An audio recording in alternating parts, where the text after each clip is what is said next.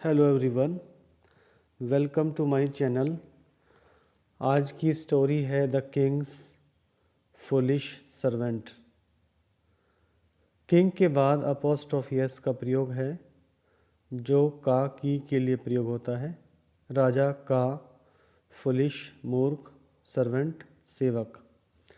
राजा का मूर्ख सेवक। Once there was a king who had a pet monkey.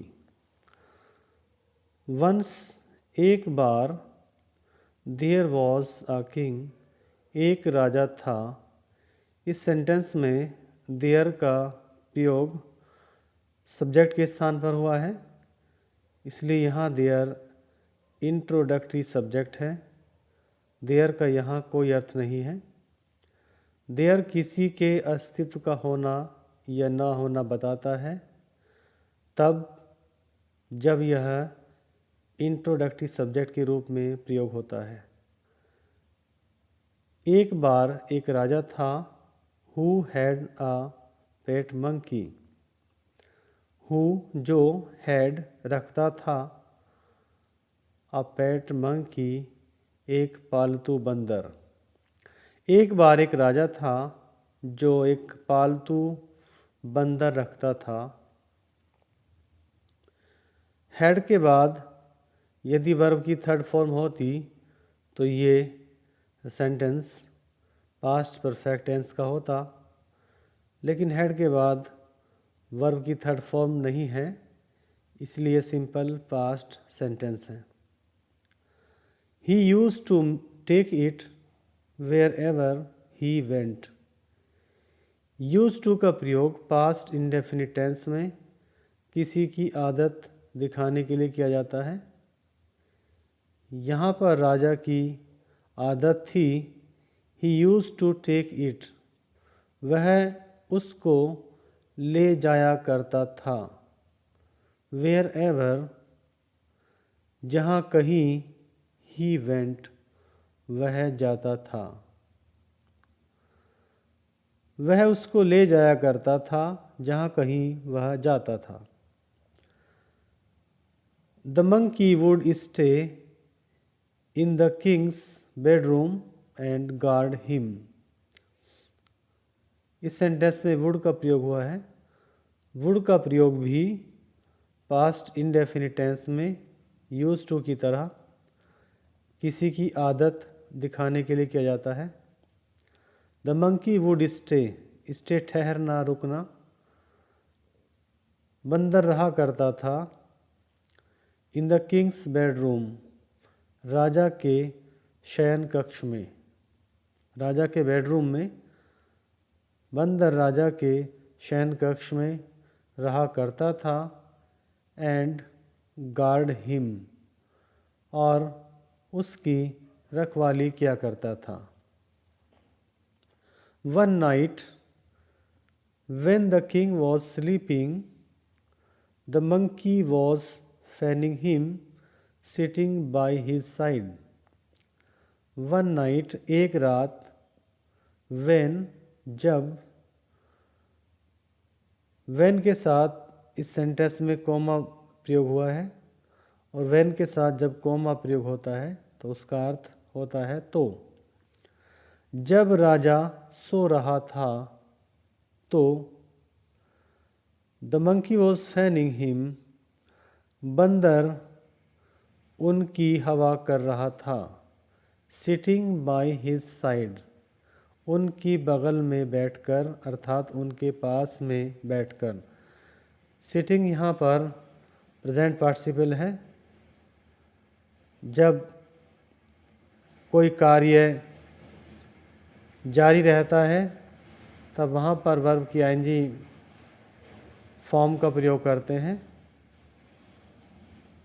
ता हुआ, ती हुई, ते हुए, ये शब्द इन क्रियाओं के साथ जुड़े होते हैं तो इसको प्रेजेंट पार्टिसिपल कहते हैं। एक रात जब राजा सो रहा था तो बंदर उनकी बगल में बैठकर या उनके पास में बैठकर उनकी हवा कर रहा था। A housefly came through the window. एक घरेलू मक्खी, हाउस फ्लाई, घरेलू मक्खी, केम, कम की सेकंड फॉर्म है। जब सब्जेक्ट के बाद वर्ब की सेकंड फॉर्म प्रयोग होती है तो ऐसे सेंटेंसेस पास्ट इंडेफिनिट टेंस के होते हैं। एक घरेलू मक्खी आ गई थ्रू द विंडो, खिड़की से होकर। एक घरेलू मक्खी खिड़की से आ गई एंड सेट, और बैठ गई ऑन द किंग्स नोज, राजा की नाक पर। और राजा की नाक पर बैठ गई। The monkey tried to drive away the housefly but in vain। बंदर ने ट्राइड, प्रयास किया, टू ड्राइव अवे, भगाने का, द हाउस फ्लाई, मक्खी को, बट इन वेन, लेकिन बेकार। बंदर ने मक्खी को भगाने का प्रयास किया लेकिन बेकार। Angrily, he picked up the king's sword to kill the insect। क्रोध से या गुस्से से he picked up, उसने उठा ली, the king's sword, राजा की तलवार। गुस्से से उसने राजा की तलवार उठा ली, to kill the insect, उस कीट को मारने के लिए। गुस्से से उसने उस कीट को मारने के लिए राजा की तलवार उठा ली। The king's sleep was disturb due to the sounds in the room and he opened his eyes. The king's sleep, राजा की नींद, वॉज डिस्टर्ब, भंग हो गई। वॉज या वर्ब के बाद जब वर्ब की थर्ड फॉर्म प्रयोग होती है तो ये पास्ट इंडेफिनिट टेंस का पैसिव वॉइस होता है। राजा की नींद भंग हो गई, ड्यू टू, के कारण, द साउंड्स, आवाज़ों, इन द रूम, कमरे में आवाज़ों के कारण राजा की नींद भंग हो गई। एंड, और, ही ओपन्ड हिज आइज, और उन्होंने अपनी आंखें खोल ली। The monkey was standing next to him. The monkey was standing, बंदर खड़ा हुआ था, नेक्स्ट टू हिम, उनके सामने, with a sword in his hand, अपने हाथ में तलवार लेकर या तलवार के साथ। विद प्रेपोजिशन है, साथ, अर्थात अपने हाथ में तलवार लेकर बंदर उनके सामने खड़ा था। Ready to kill the house fly sitting on his nose, ready, तैयार, टू किल, मारने के लिए, द हाउस फ्लाई, मक्खी को, सिटिंग ऑन हिज नोज, उनकी नाक पर बैठी हुई। बंदर उनकी नाक पर बैठी हुई मक्खी को मारने के लिए तैयार, अपने हाथ में तलवार लेकर उनके सामने खड़ा हुआ था। He immediately snatched the sword from the monkey's hand। He, उसने, immediately, तुरंत, snatched, छीन ली, the sword, तलवार को, from the monkey's hand, बंदर के हाथ से। उसने तुरंत बंदर के हाथ से तलवार को छीन लिया।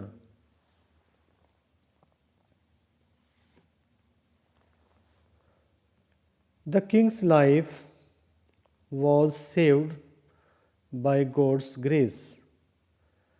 The king's life, राजा का जीवन, was saved, बच गया, पैसिव वॉइस है पास्ट इंडेफिनिट की, by God's grace, गॉड की कृपा से।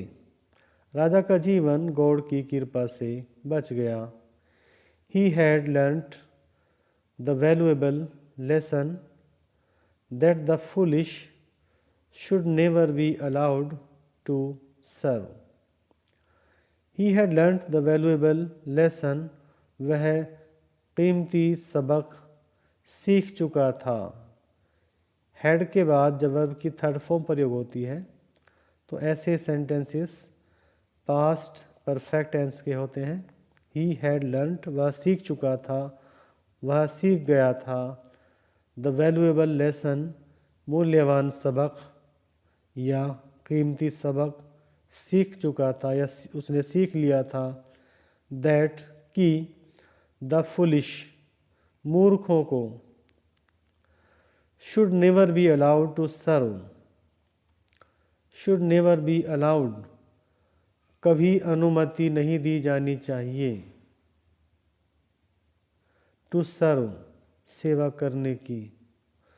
वह कीमती सबक सीख चुका था कि मूर्खों को सेवा करने की कभी भी अनुमति नहीं दी जानी चाहिए। तो इस कहानी से राजा ने यही सबक लिया कि कभी भी मूर्खों को सेवा करने का अवसर नहीं देना चाहिए।